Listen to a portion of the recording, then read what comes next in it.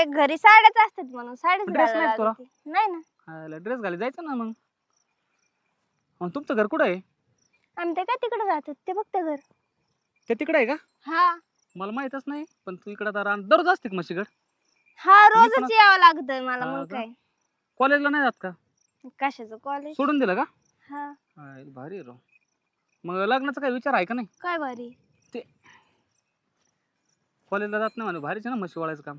हा जेवली असं. का? हा, जेवले. भाकर आणली असं ना बांधून?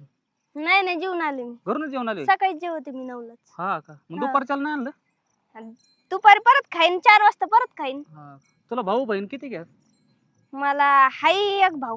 मोठा आहे का बारीक आहे? ते दुसरीकडे शिकायला आहे. खायला बरं झालं मग. मग घरी तूच असते म्हणायचं. हा खायला जमत आहे काय ना मग.